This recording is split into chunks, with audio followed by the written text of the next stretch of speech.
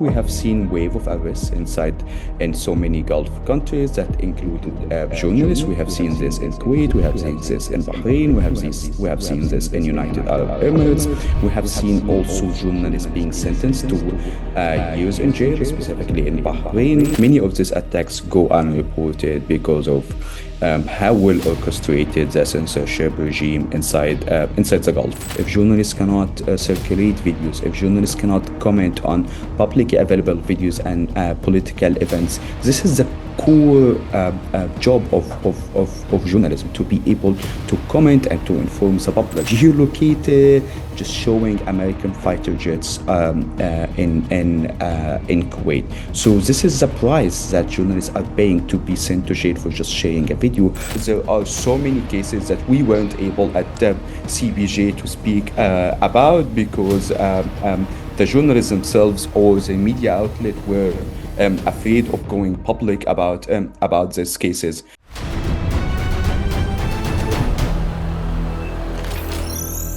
Hello and welcome to another episode of DigiPod on DawnNews English. I'm your host, Usama Khilji. And today we're discussing the growing crackdown in the Gulf countries, across the Gulf countries, on information and journalism following the recent Iran, Israel, and US war in the region. And what we've seen is that governments in the region have arrested hundreds of people for filming, posting, sharing information online, and hence this has raised a lot of concern about press freedom, about digital rights, and the use of cybercrime and national security laws to control narratives during conflict. So, to talk about this, we're joined by Mohamed Mandour from the Committee to Protect Journalists to unpack what these developments mean for freedom of expression, accountability, and the future of digital rights in the region. So, thank you very much for joining us, Mohamed, and for sharing your expertise with us. Thank you, Sama. It's my pleasure to be with you today. Thank you. So to start with, Mohammed, if maybe you could run us through what is the Gulf crackdown after the US, Iran, and Israel escalation reveal about press freedom and digital rights in the Gulf region? So even before the war, press freedom situation in the Gulf wasn't really great. For example, last year we have seen Saudi Arabia executing Saudi journalist Turkey Al Jasser, and in Saudi Arabia we have more than 10 journalists behind bars. In Bahrain, we have journalists behind bars. All over the region, we have so many attacks against journalists and media outlet. Many of these attacks go unreported because of how well orchestrated the censorship regime inside the Gulf. So the situation was really bad before the war, and the war actually exposed this situation to the public and specifically to the international public who are not fully aware of the details that's happening inside the Gulf. But just few hours after the war started, so many Gulf countries introduced several measures to control the narrative about what's happening in the Gulf. These measures include warning its citizens and residents to refrain from filming, sharing videos, sharing news, or anything that might be viewed by the government that it's will constitute a national security threat. After that, we have seen wave of arrests in so many Gulf countries that included journalists. We have seen this in Kuwait. We have seen this in Bahrain. We have seen this in United Arab Emirates. We have seen also journalists being sentenced to years in jail, specifically in Bahrain. Journalist Said Bakr was sentenced to 10 years inside Bahrain. So overall, Gulf countries have used this opportunity of the war to expand the repression and to expand the censorship. They are motivated by that to protect their national image inside the country, but also to protect their international reputation about being a safe haven for business and investment. But journalists and media outlet paid a high price of that. Not only that they were arrested, not only that their media outlets were targeted, but also many of them, even journalists who are outside of the country, were geo-blocked inside so many Gulf countries, including United Arab Emirates, who blocked several media outlets and journalists' X accounts inside the country. So what we have seen is a systematic measures aimed to control the narrative about the war, to control the flow of information coming out of the country or coming inside the country. This was one main target, that they will only control the narrative about what's happening inside the war, and also control the historical narrative. We usually call journalism is the first draft of history, and when you basically ban the first draft of history, you will be the only one who is writing this narrative of history, and contribution coming from journalism will be banned and criminalized. Absolutely. And Mohammed, maybe you can tell us on the ground, what is the situation? So, how are the governments using national security laws, cybercrime, and public order laws to criminalize filming, sharing, and journalism? And, what is the experience of journalism in the region right now amidst, the escalation of conflict?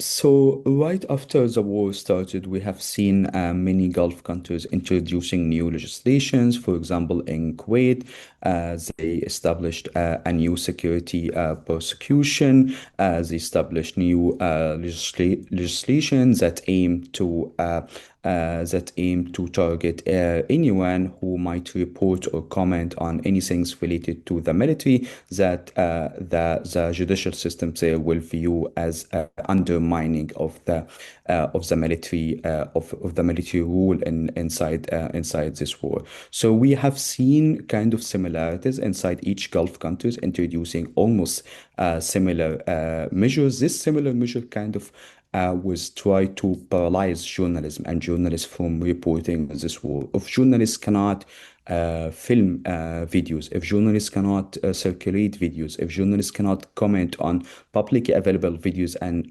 political events, this is the core job of journalism, to be able to comment and to inform the public. But if every aspect of informing the public is being criminalized, this means that journalism as a profession inside the Gulf countries is also being criminalized. Unfortunately, we have seen several cases of journalists being arrested. One of the most major case is Ahmed Shahabuddin. He is a U.S. Kuwaiti journalist. He was arrested in Kuwait, detained for 52 days, accused of misusing his mobile phone and threatening national security. But when you look at the ground, what did Ahmed do exactly? Ahmed just shared a video coming from CNN, verified, geolocated, just showing American fighter jets in Kuwait. So this is the price that journalists are paying to be sent to jail for just sharing a video. But Ahmed wasn't only sent to jail. Ahmed got his citizenship revoked, and not only his citizenship, but also his sister's citizenship revoked. And this tells you about the retaliation against the family members. So if you, as a journalist, just literally do your job, just publicly comment on publicly available videos and information, you might lose your citizenship, but also your family members might lose their citizenship. We have seen Said Bakr, a photographer, a photojournalist in Bahrain, was sentenced to 10 years. We have seen another blogger in Bahrain was also arrested. All the crime is just literally doing the job and being a journalist and a photojournalist in inside the Gulf countries. Right. And this is a worrying trend. How are governments using national security, cybercrime, and public order laws to criminalize filming, sharing, and journalism? So you spoke about a few cases, but how is it being operationalized? On the ground, apart from some of the cases that you've mentioned. So on the ground, literally a few hours after the war started, we have seen this warning coming from the Gulf countries to its citizens and also residents, that you have to refrain from filming or circulating any video or any information related to the war. This is start some sort of panic among groups and among journalists because again, this is the core of their job to be able to circulate videos, to be able to interview people, to be able to document the war events.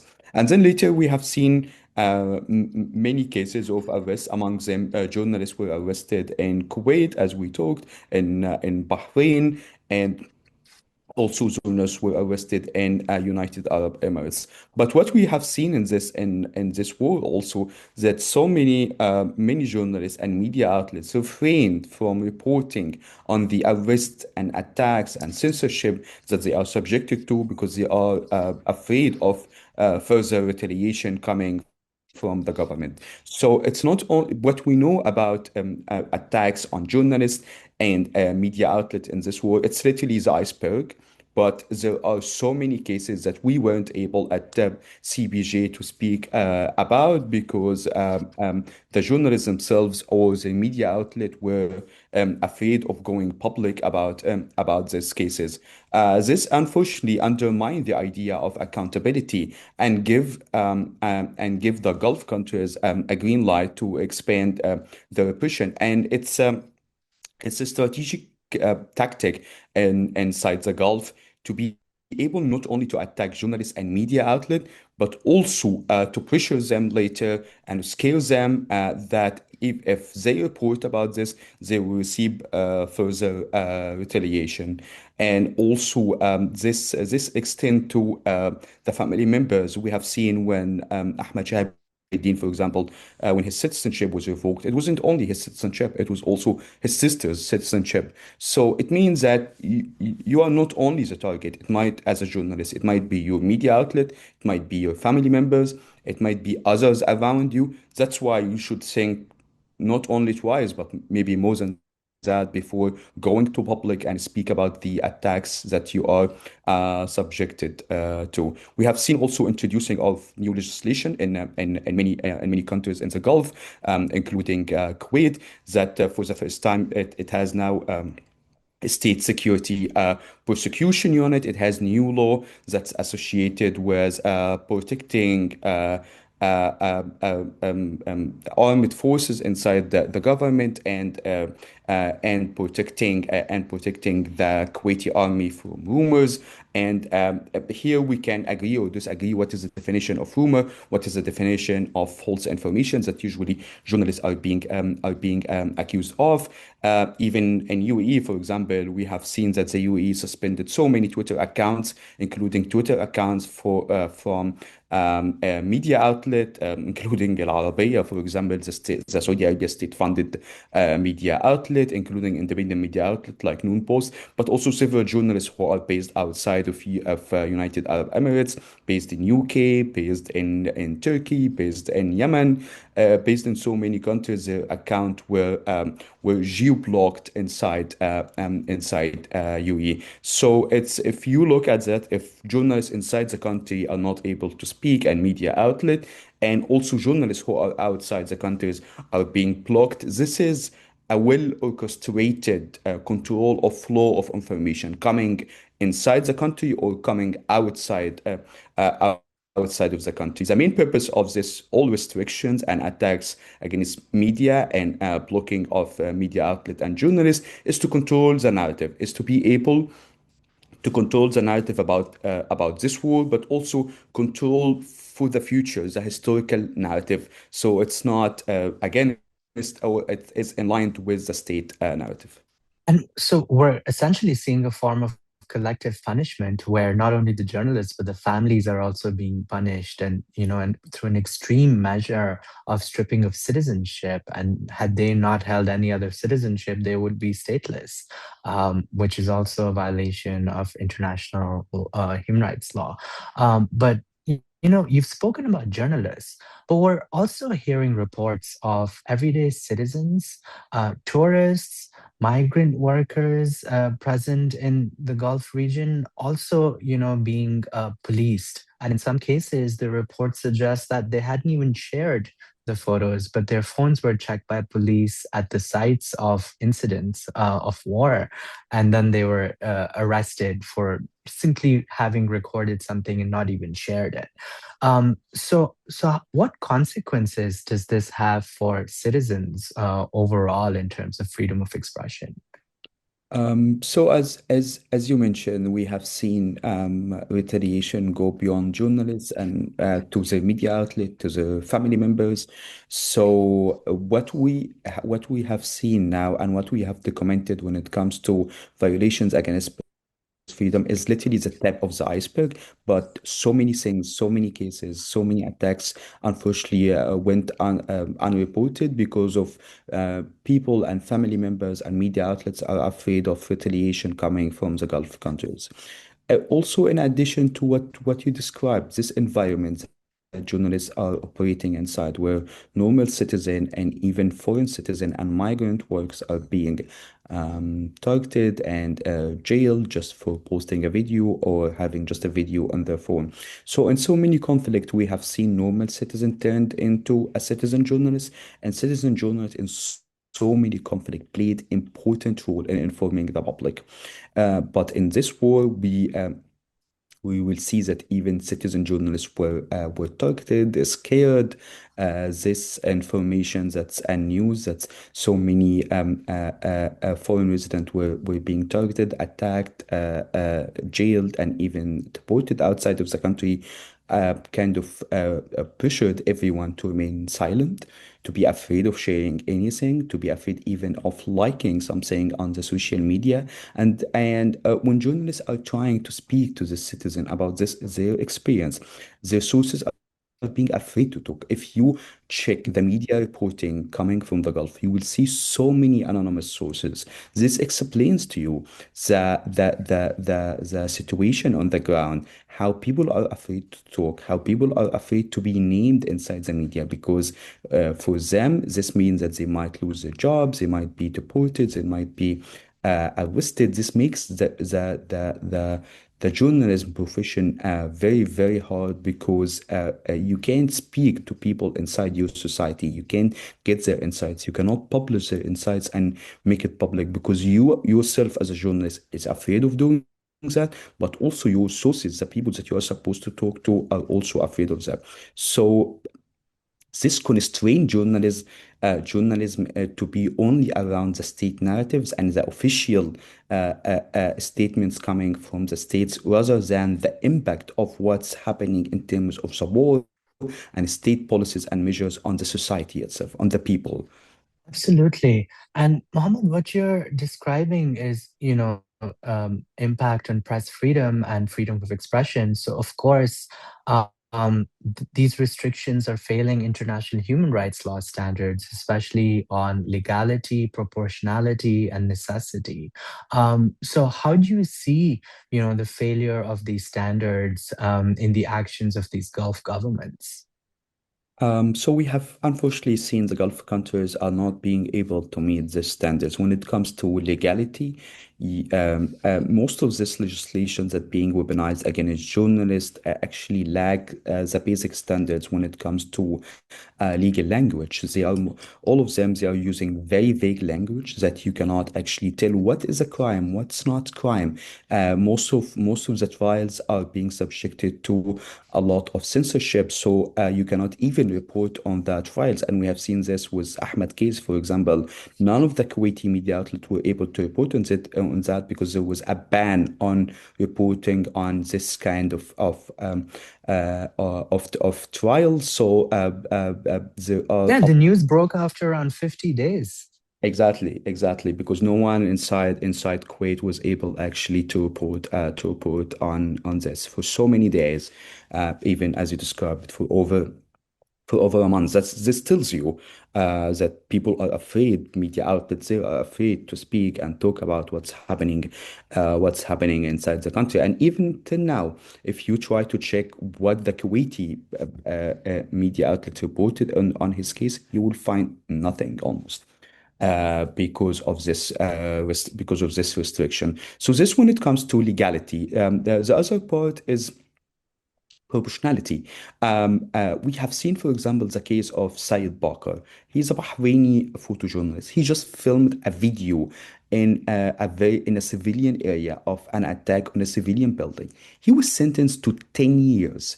So how is this proportional? How sharing a video or filming a video about a certain attack on a civilian area that will not put any security forces under any sort of threat is being met by 10 years in jail? This is not acceptable or understandable under international human rights law.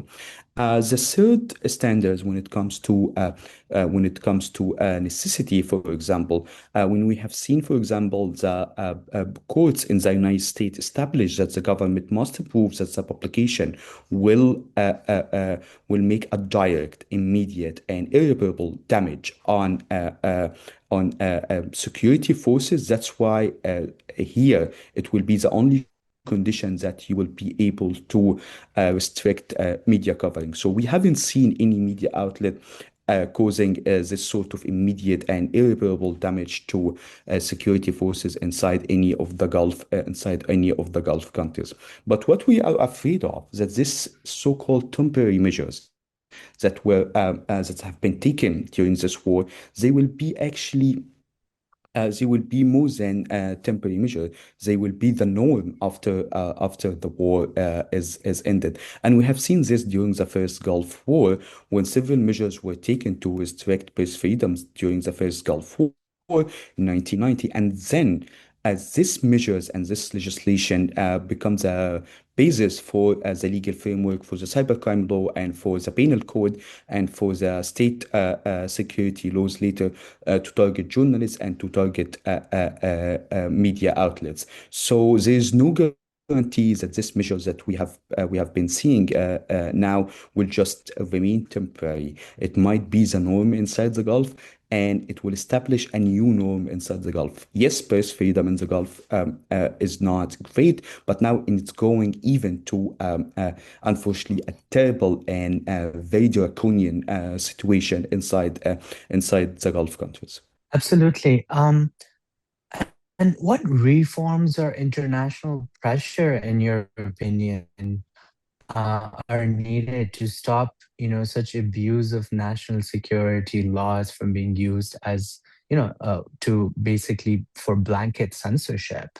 So, are there international institutions and also tech platforms, other than, democratic governments, that can play their role when their allied states are engaged in this level of information control? So as you said, democratic governments, including the United States, the EU, UK, have to play a role in ensuring that their allies in the Gulf are meeting the human rights standards when it comes to press freedom and freedom of expression. Most of the Gulf countries are considered a major non-NATO ally for the United States. Most of them are major allies with the UK. Most of them are also strong allies with the EU. This is on one side. On the other side, tech platforms and social media, they should think and investigate when they are receiving an order from government when it comes to geo-blocking a certain media outlet or a certain journalist. They should do their due diligence and investigate if these journalists actually are spreading news, are spreading false information, or they are just doing their job as a journalist. And this is what, for example, one Egyptian journalist who is based in UK told me, Osama Gawish. He said, "I'm surprised that my account was blocked inside the Gulf, inside specifically UAE. The only thing I do is just I share verified news, I share publicly available news, and I comment on them. Why this as constitutes some sort of threat to UAE government and consider this a national security threat?" He was surprised, but also all the media community was surprised. So tech platforms like X, they should do their jobs, they should do their investigations, they should ensure that no one is silenced or geo-blocked because of the doing their basic job of sharing and publishing news as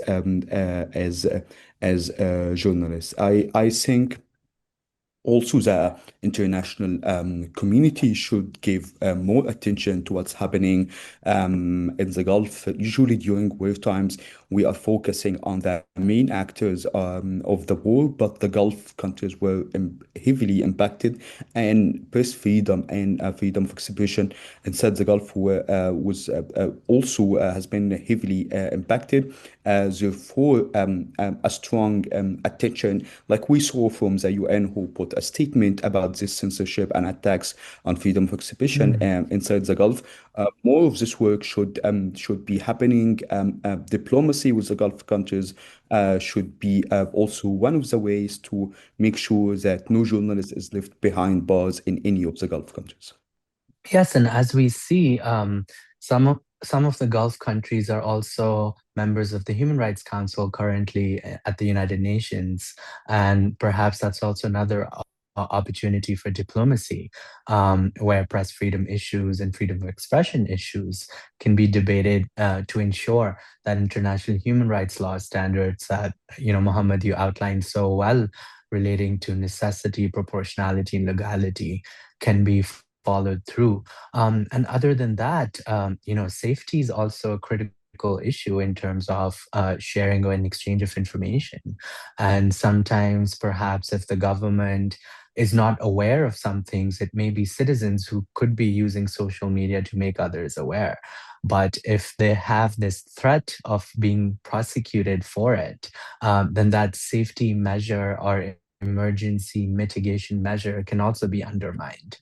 So thank you very much for joining us, Mohammed, for raising this issue, for bringing it to our attention, and the conflicts are nothing new, and like you mentioned, these things have happened in the past as well, in the Gulf War and other conflicts, and at the end of the day, humanitarian law also protects journalists. So even if they are in the midst of war, there are specific protections for journalists. So we hope that some respect for international law will prevail. So that's it from us today. This is your host Usama Khilji, signing out. We'll be back with another episode next week. Thank you.